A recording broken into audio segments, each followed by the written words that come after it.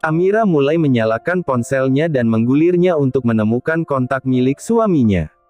Amira menuruti apa yang dikatakan oleh Satria untuk menghubungi suaminya dan meminta untuk dijemput. "Halo, sayang, apakah kamu sibuk?" Sapa Amira saat panggilan teleponnya sudah tersambung. "10 menit lagi, aku akan ada meeting." "Kenapa? Apakah kamu ingin sesuatu?"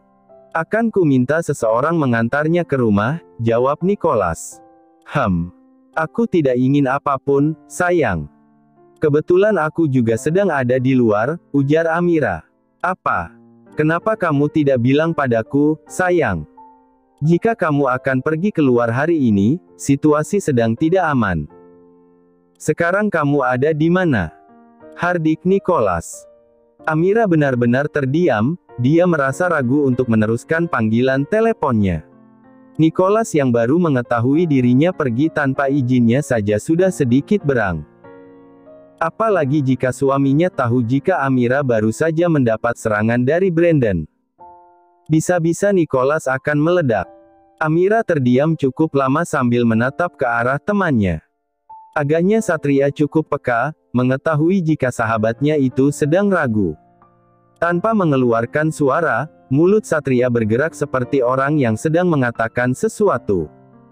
"Cerita." Titah Satria memberi kode pada Amira hanya dengan gerakan mulutnya sambil mendelik. Amira seketika terkesiap karena baru saja mendapat serangan mata dari sahabatnya. Aku di minimarket, sayang." Sahut Amira menggantung kalimatnya. "Oh, baiklah. Akan ku minta supir untuk menjemputmu," kata Nicholas lagi. Sayang. Aku ingin mengatakan sesuatu, tapi berjanjilah kamu tidak akan marah karenanya, oke?" ujar Amira ragu. "Apa yang ingin kamu sampaikan, sayang?" tanya Nicholas.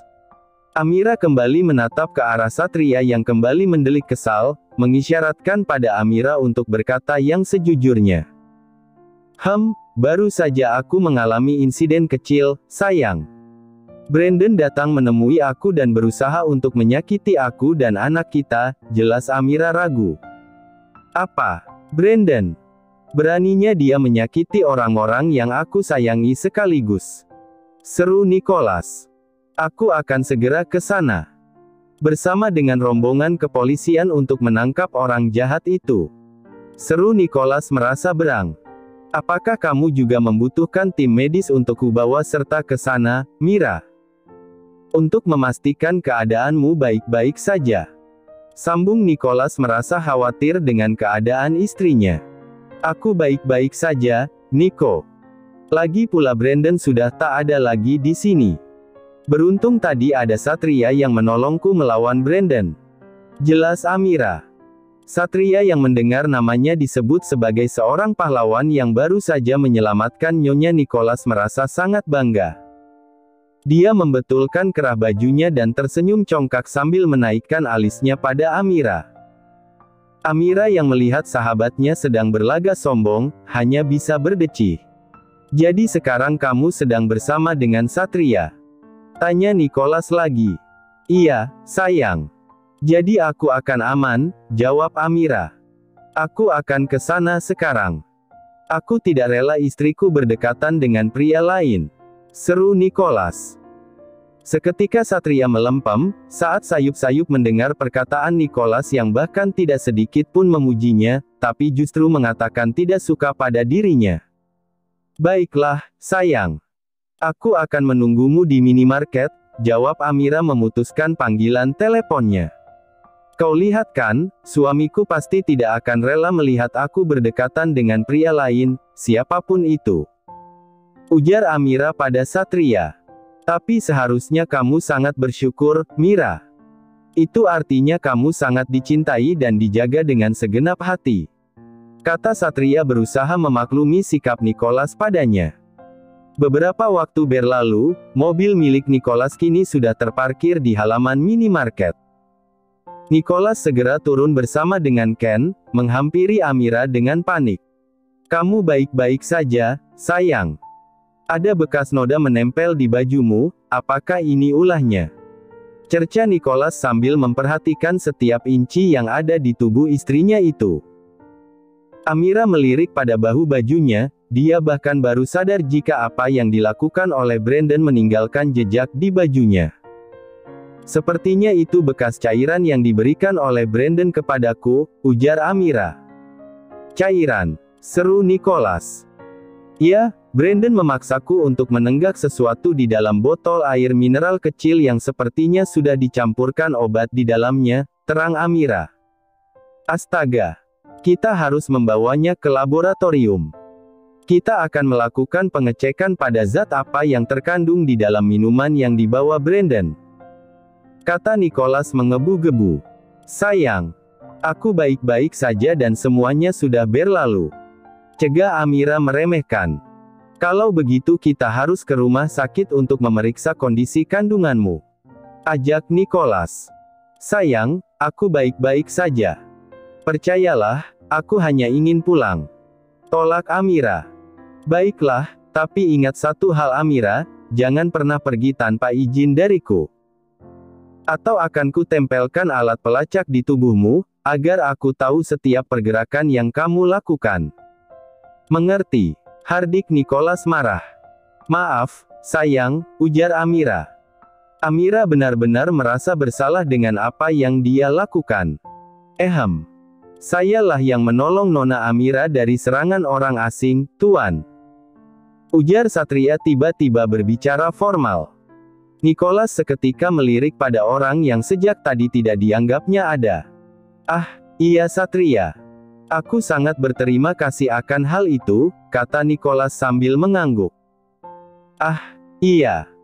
Aku mengeluarkan banyak tenaga ekstra saat melawan orang yang menyerang Nona Amira tadi, hingga rasanya tubuhku sangat sakit. Terang Satria berlebihan. Satria ingin menunjukkan pada Nicholas jika dia memiliki jasa yang sangat besar atas keselamatan istrinya. Agaknya Nicholas paham apa yang diinginkan oleh Satria. Dia segera melirik ke arah Ken. Mintalah sesuatu yang kamu butuhkan pada sekretarisku. Titah Nicholas.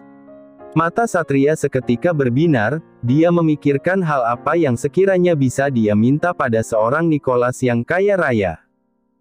Amira hanya melirik ke arah Satria dengan tatapan tajam sembari menggelengkan kepalanya. Lalu mengikuti langkah suaminya yang menarik tangannya lembut. Kami yakin baik-baik saja, sayang. Kita tidak perlu ke rumah sakit. Tanya Nicholas sekali lagi berusaha meyakinkan keputusan istrinya. Iya, sayang, jawab Amira.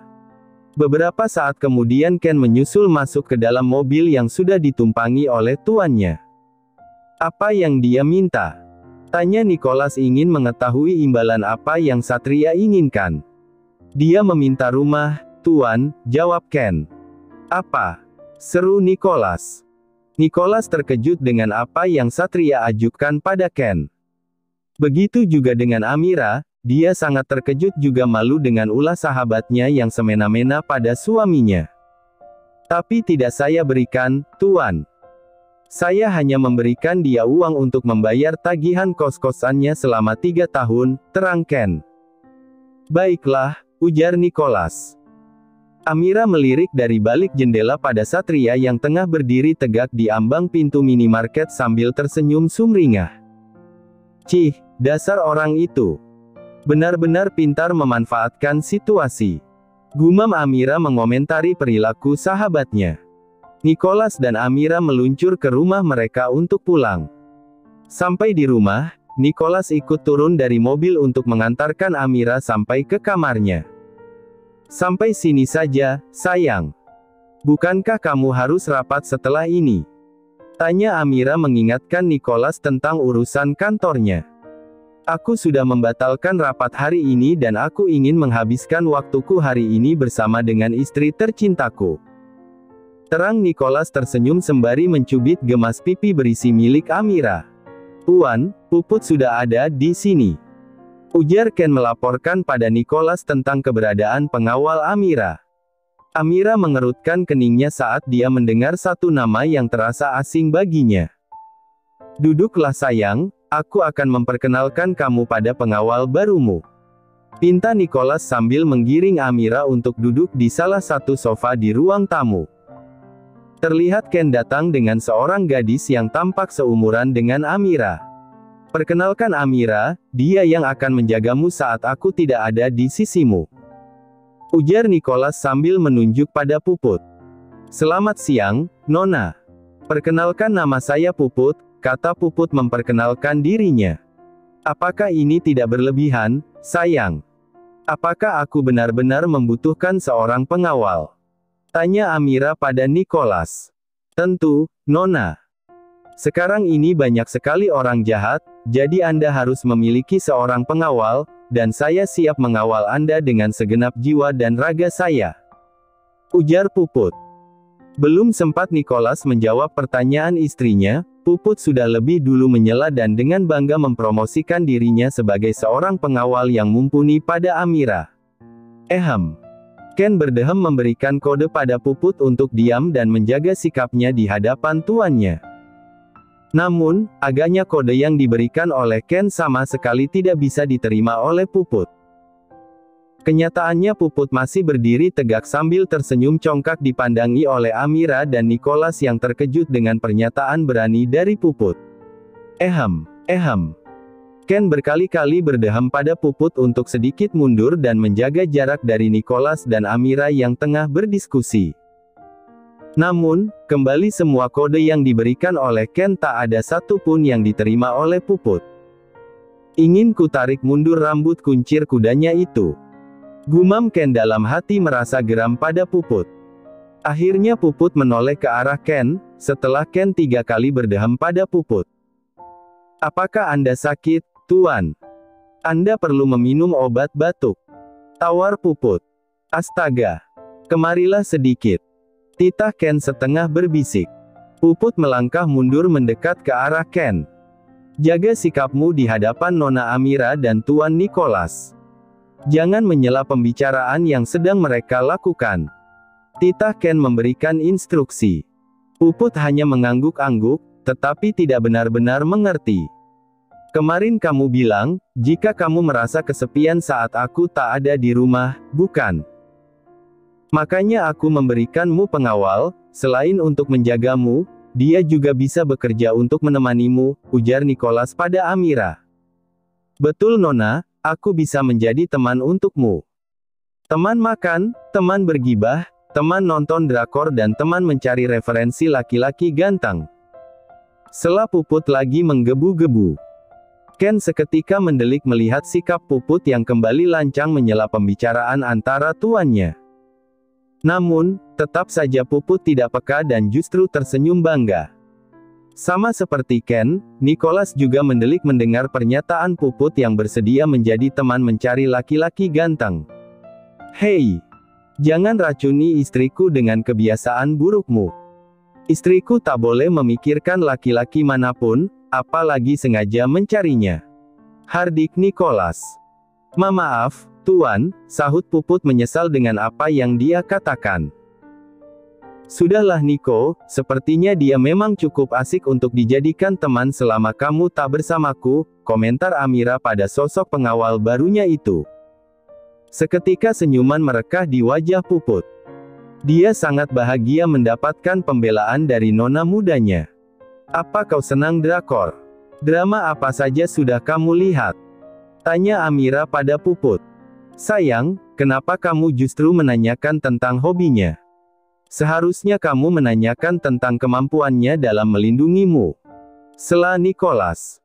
"Bukankah kau bilang dia nantinya akan menjadi temanku? Jadi aku ingin menanyakan apakah hobi kami sama," kila Amira. Nicholas hanya menggelengkan kepalanya, melihat tingkah istrinya yang mulai absurd. "Banyak drama yang sudah saya tonton, Nona. Silakan sebut judulnya, pasti saya hafal dengan alurnya," ucap Puput bangga. "Benarkah kau menyukai Lee Min Ho?" tanya Amira bersemangat. "Suka Nona, saya salah satu minus fans Lee Min Ho. Saya penggemarnya sejak dia bermain di drama pertama hingga yang terbaru di tahun ini." "Blah, blah, blah," ujar Puput. Puput terus berbicara mengenai aktor Korea yang dia sukai, juga tentang film-film Korea yang menjadi favoritnya. Agaknya Amira pun merasa tertarik dengan apa yang dibicarakan oleh Puput. Amira terus menanggapi perkataan Puput. Hingga mereka berdua seolah lupa jika di ruangan itu masih ada Nicholas dan Ken. Mari kita duduk di ruang keluarga sambil menonton salah satu drakor. Ajak Amira mulai merasa dekat dan nyaman dengan Puput. Begitu juga dengan Puput, dia merasa seolah mendapat teman baru. Dengan cepat dia bisa beradaptasi dan merasa akrab dengan Amira. Keduanya berjalan tak lagi seperti seorang majikan dan pengawalnya, tapi terlihat layaknya seorang teman. Keduanya pergi meninggalkan Ken dan Nicholas setelah berpamitan. Walaupun Nicholas belum memberikan izin pada Amira untuk pergi meninggalkannya, tetap saja Amira pergi meninggalkan ruangan bersama Puput. Sepertinya mereka sudah cukup akrab, Tuan. Bahkan mereka terlihat seperti kakak adik, ujar Ken berkomentar. Ya, betul. Bahkan mereka terlihat sibuk dan lupa kita ada di sini. Sahut Nicholas mencibir. Selain itu, mereka juga sama-sama terlihat lucu dan bodoh. Hahaha, celetuk Ken mengejek. Ken, salah satu wanita yang kau bilang bodoh adalah istriku. Seru Nicholas jengkel. Ken segera menghentikan tawanya dan menutup rapat-rapat mulutnya yang baru saja keceplosan mengatakan Amira bodoh. Aku memang harus benar-benar memotong gajimu 50% bulan ini. Seru Nicholas. Ya jangan Tuan. Maafkan atas kelancangan saya, Tuan. Ujar Ken memohon. Namun, agaknya Nicholas tak peduli dan justru bangkit bergerak meninggalkan Ken. Astaga, apakah yang dikatakan oleh Tuan Nicholas adalah sungguhan? Aku harus membujuknya untuk tidak memotong gajiku. Aku masih memiliki tagihan Shopee PayLater bulan depan. Gumam Ken ikut menyusul tuannya ke dalam. Amira, apa yang kamu lakukan? Hardik Nicholas saat melihat istrinya sedang duduk berdampingan dengan pengawalnya sambil melihat tayangan drakor di depan televisi jumbo. Aku sedang menonton, kemarinlah Niko. Kita nonton bersama. Ajak Amira. Amira. Aku ada di rumah tapi kamu malah asik nonton dengan orang lain. Hardik Nicholas.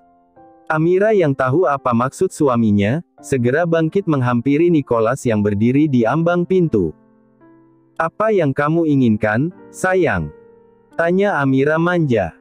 Dia tahu bukan saat yang tepat untuk berkilah dengan Nicholas. Hari ini dia banyak melakukan kesalahan pada Nicholas. Mau tidak mau, Amira harus meninggalkan televisi yang masih menyala dan mengikuti keinginan Nicholas. Tentu saja. Aku ingin bermesraan denganmu. Kata Nicholas mengajak istrinya untuk ke kamarnya. Nicholas bergandengan tangan melewati Ken yang baru saja akan membujuk Nicholas. Namun, melihat tuannya tampak sibuk dengan Amira, dia tidak berani menginterupsi dan memilih untuk membeku. Sementara itu, Puput bergeming dan khusyuk melihat televisi yang masih menyala. Dia sama sekali tidak merasa terganggu dengan obrolan majikannya, juga tidak merasa canggung untuk melanjutkan menonton televisi milik Nicholas itu. Melihat hal itu, tentu saja Ken segera menghardik sikap yang dianggap tak sopan yang dilakukan oleh Puput. Put, ngapain masih di sini? Nona Amira sudah selesai menonton. Jadi seharusnya kamu juga selesai dan matikan televisinya. Titah Ken. Iya. Padahal ini baru dimulai, kata Puput kecewa. Tugasmu adalah menemani Nona Amira kemanapun dia pergi, jadi jika dia sudah meninggalkan ruangan ini, itu artinya kamu juga harus meninggalkan ruangan ini. Jelas Ken. Kemana Nona Amira pergi? Tanya Puput. Ke kamarnya di lantai 3. Jawab Ken sambil berlalu meninggalkan Puput. Puput hanya menatap ke arah tangga yang menghubungkan ke lantai 3. Tanpa meminta saran pada Ken, Puput segera naik ke lantai 3 untuk menyusul nona mudanya, seperti yang dikatakan oleh Ken. Sementara di kamar Nicholas, keduanya tengah berbaring di atas ranjang sekedar untuk bersantai. Sayang, Kau tahu, aku sangat mengkhawatirkanmu, ujar Nicholas sembari mengecup kening istrinya. Maafkan aku, Nicholas, kata Amira lagi menyesal. Jangan pernah lakukan itu lagi, perintah Nicholas. Apa? Tanya Amira. Pergi dariku tanpa meminta izin, jawab Nicholas. Amira tersenyum lalu mengangguk. Berikan aku ciuman, Mira, ujar Nicholas menunjuk pada pipi kanannya. Kap. Dengan semangat Amira mengecup pipi suaminya. Pipi satunya. Pinta Nicholas lagi. Kap. Keningku. Kap. Mataku. Nicholas memejamkan matanya meminta untuk dikecup. Kap. Daguku. Kap. Dan terakhir bibirku. Kap. Kini giliran Amira yang melenguh, karena kecupannya dibalas hisapan oleh Nicholas. Nicholas, kita sudah melakukannya pagi tadi, apa itu belum cukup? Aku lelah sekali hari ini, ujar Amira saat dia sudah berhasil keluar dari kungkungan suaminya. Aku akan selalu merasa kurang denganmu, Mira, kata Nicholas lagi sambil kembali mencium bibir istrinya. Nicholas, seru Amira. Kau lelah. Biar aku memijatmu, usul Nicholas mulai bangkit bersiap memijat istrinya. Tidak Nico, aku hanya ingin tidur, tolak Amira. Kau akan tidur setelah menyelesaikan tugasmu, sayang, bisik Nicholas tepat di telinga Amira, membuat Amira seketika merinding. Tok, tok, tok. Terdengar pintu kamar Nicholas diketuk oleh seseorang. Nicholas yang sedang khusyuk memilih untuk mengabaikan suara ketukan yang baru saja didengarnya. Tok, tok, tok. Sekali lagi ketukan pintu terdengar. Ada seseorang yang terus mengetuk pintu kita, Nico. Bukalah sebentar, mungkin itu penting, kata Amira menyuruh suaminya untuk mengecek. Dengan malas Nicholas turun dari ranjang dan kembali mengenakan baju juga celana boxer miliknya. Selamat siang, Tuan. Apakah Nona Amira di sini? Saya diutus Tuan Ken untuk selalu membersamai Nona Amira, jadi izinkan saya masuk, Tuan. Pinta Puput. Apa? Lancang sekali kamu. Kamu tidak boleh masuk saat aku dan Amira sedang bersama. Cepat pergi, usir Nicholas. Tapi Tuan Ken bilang, ujar Puput.